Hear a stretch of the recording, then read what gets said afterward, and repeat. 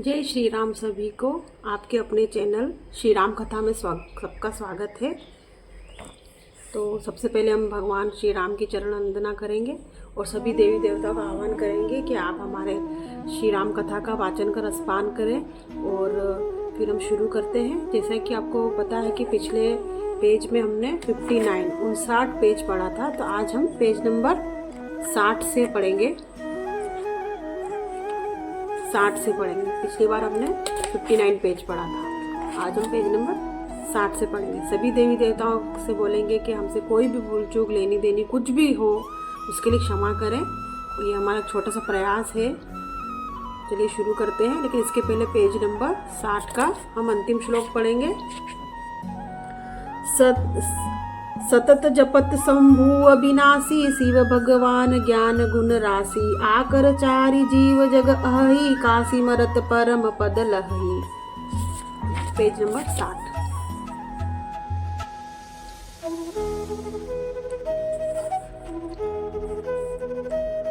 सोपि राम महिमा मुनिराया, शिव उपदेशु करत करी दाया, राम कवन प्रभु पूछहु तो ही, कही अबुझाई कृपा निधि मोहि। इसका हिंदी में अर्थ जानते हैं। हे मुनिराज, वह भी राम नाम की ही महिमा है, क्योंकि शिवजी महाराज दया करके काशी में मरने वाले जीवों को राम नाम का ही उपदेश कहते हैं। इसी से उनको परम पद मिलता है। हे प्रभु, मैं आपसे पूछता हूँ कि वे राम कौन है? हे कृपा निधान, मुझे समझा कर कहिए।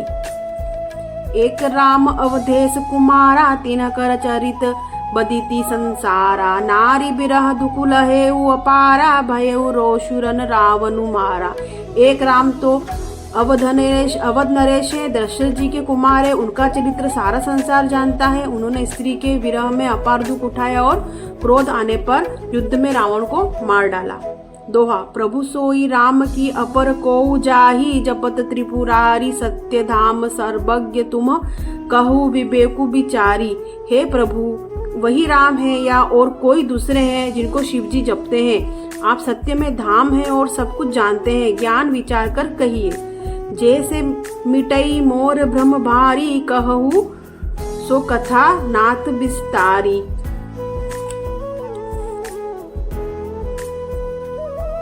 जाग बलिक बोले मुसुकाई, तुम ही विवित रघुपति प्रभुताई। राम भगत तुम मन कृप, क्षमा कीजिए, प्रभुताई इसका हिंदी में अर्थ रह गया, क्षमा कीजिए। हे नाथ, जिस प्रकार से मेरा यह भारी भ्रम मिट जाए, आप वही कथा विस्तार पूर्वक कहिए। इस पर याज्ञवल्क्य जी मुस्कुराकर बोले, श्री रघुनाथ जी की प्रभुता को तुम जानते हो। राम भगत तुम मन क्रम बानी, चतुराई तुम हाई में जानी। चाहू सुनई राम गुण गाना, किन्हीं प्रश्न मनहु अति मूढ़ा। तुम मन वचन और कर्म से श्री रामचंद्र जी के भक्त हो। तुम्हारी चतुराई में जान गया। तुम श्री रामचंद्र जी के रहस्यमय गुणों को सुनना चाहते हो। इससे तुमने ऐसा प्रश्न किया है मानो बड़े ही मूढ़ हो।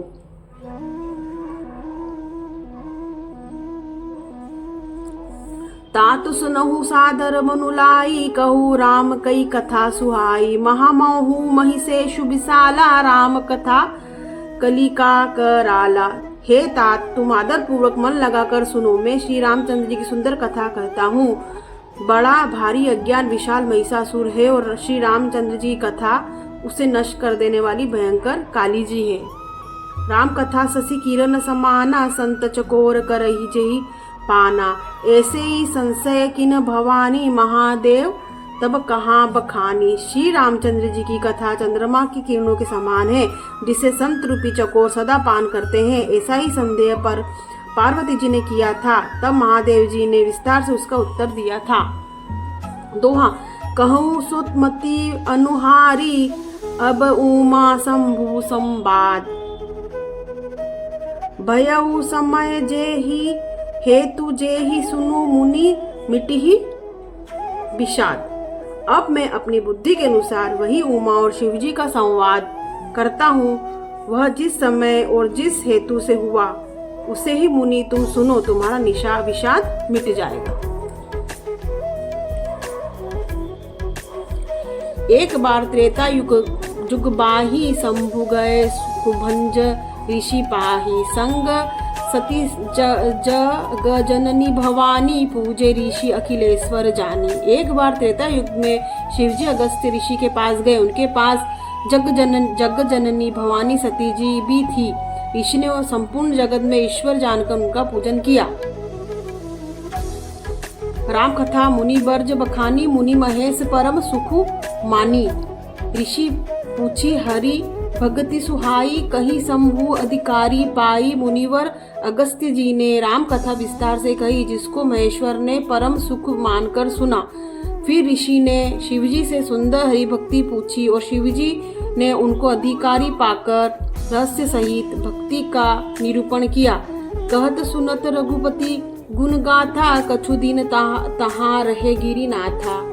मुनि मन विदा मागी त्रिपुरारी चले भवन संग दक्ष कुमारी। श्री रघुनाथ जी के गुणों की कथाएं कहते सुनते कुछ दिनों तक शिवजी वहां रहे। फिर मुनि जी से विदा मांगकर शिवजी दक्ष कुमारी सती जी के पास घर कैलाश को चले। तेही अवसर भंजन मही भारा हरि रघुवंश लीन अवतारा। पिता बचन तजी राजू उदासी दंडक बन विचरत अविनाशी। उन्हीं दिनों पृथ्वी का भार उठाने के लिए श्री हरि ने रघुवंश में अवतार लिया था। वे अविनाशी भगवान उस समय पिता के वचन से राज्य का त्याग करके तपस्वी या साधु वेश में दंडक वन में विचर रहे थे। दोहा हृदय विचारत जात हर के ही विधि दर्शनु होई। गुप्त रूप अवतरेउ प्रभु गाय जान सबु कोई। गुप्त कोई शिवजी हृदय में विचारते जा रहे थे कि भगवान के दर्शन मुझे किस प्रकार हो। प्रभु ने गुप्त रूप से अवतार लिया। मेरे जाने से सब लोग जान जाएंगे। सोरठा शंकर उर अति छोबु सती न जानही परमु सोई। तुलसी दर्शन लोभु मन डरु लोचन लालची।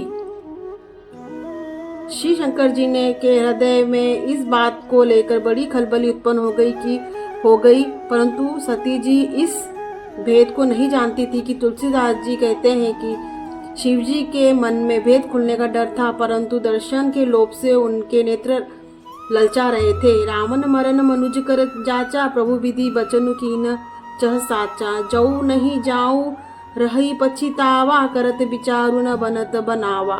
रावण ने ब्रह्मा जी से अपनी मृत्यु मनुष्य के हाथ से मांगी थी। ब्रह्मा जी के वचनों को प्रभु सत्य करना चाहते थे। मैं जो पास नहीं जाता हूँ वो बड़ा पछतावा रह जाएगा। इस प्रकार शिवजी विचार करते थे परंतु कोई भी युक्ति ठीक नहीं बैठती थी। यही विधि भय सोच बस ईसा ते ही समय जाई 10 सीसा। लीना नीच मारी चही संगा भय तुरत सोई कपट कुरंगा। इसका अर्थ है हिंदी में इस प्रकार महादेव जी चिंता के वश में हो गए। इसी समय नीच रावण जाकर मारीच को साथ ले गया और वह मारीच तुरंत कपट मृग बन गया। आज हमने पेज नंबर 60 और 61 पढ़ा बालकांड का। 60 और 61 कल हम पेज नंबर 62 पढ़ेंगे। तो इसी के साथ आज के अंक में विदा चाहते हैं। आपकी अपनी चैनल श्री राम कथा में खुशबू जोशी आपसे विदा लेती हूँ। अगले अंक में फिर आपसे भेंट होगी। तब तक के लिए जय श्री राम।